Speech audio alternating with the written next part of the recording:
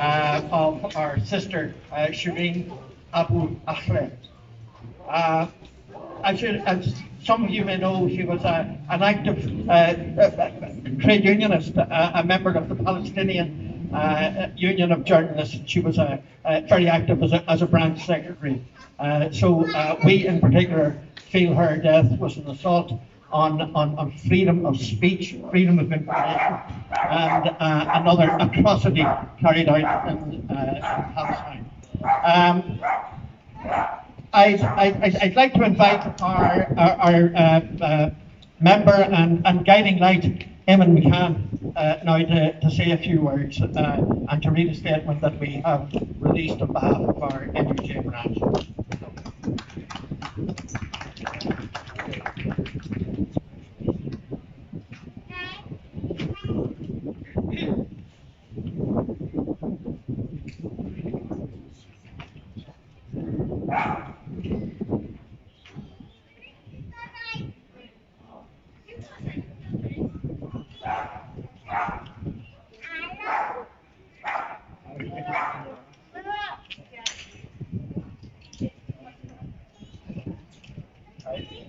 This is an agreed statement from the Derry and Northwest branch of the NUJ, which is why I'm reading it out rather than taking a chance of extemporizing.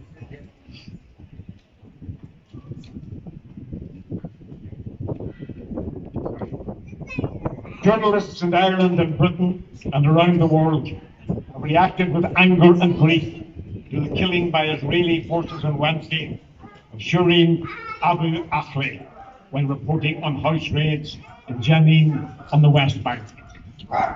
Shireen had been an Al Jazeera correspondent for more than 2 decades. Photographs taken just before the bullet struck her show that she was wearing a flak jacket with the word press clearly inscribed. She was among a number of journalists standing together, observing events. One of those alongside her, her friend, fellow journalist, Shatna Hanyasa, said that there had been no warning from the soldiers and that the journalists' group appeared to have been deliberately targeted. There was a wall behind us and one tree between us. We tried to hide, but the bullets were heavy, and suddenly she fell on the ground. She did not move. Our hearts go out to Shireen's family and friends.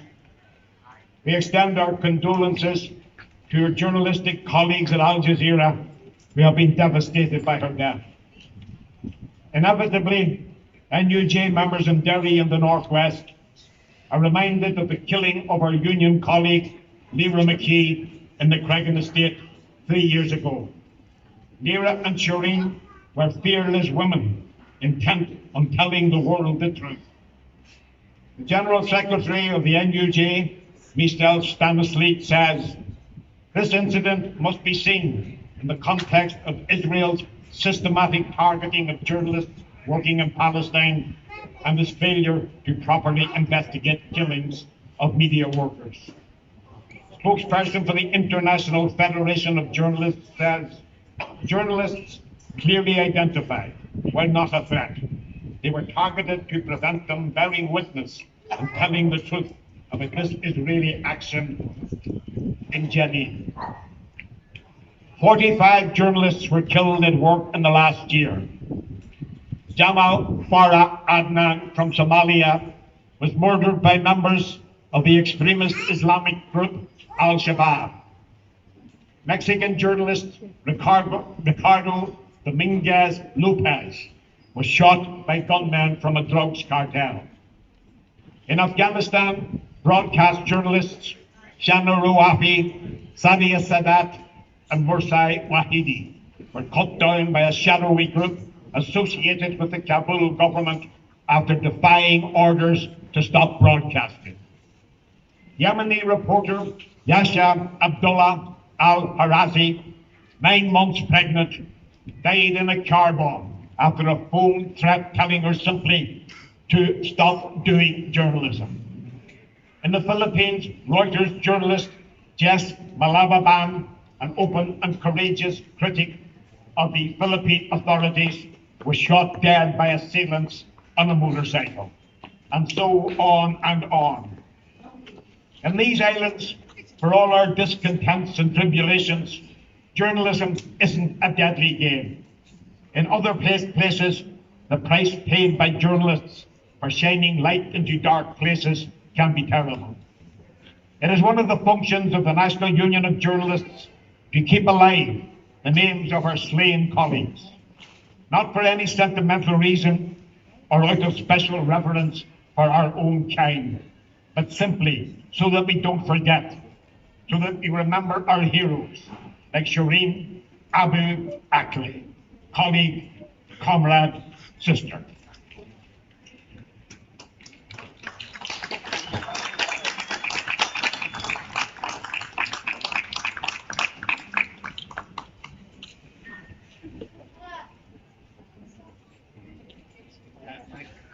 Could we just have a minute's silence now in memory of Shireen and other journalists who have been cut down?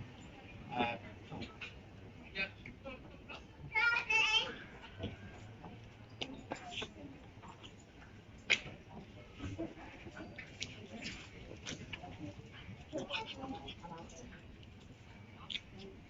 Dale, dale.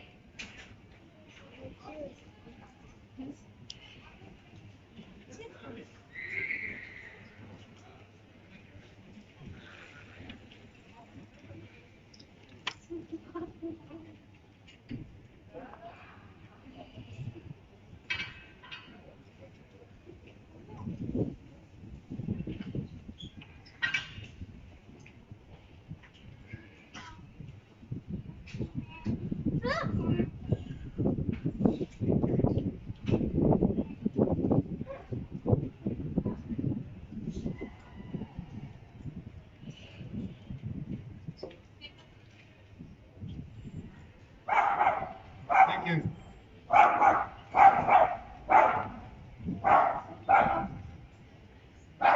So again, thank you for coming along, and that's it. We're ending the meeting. Okay.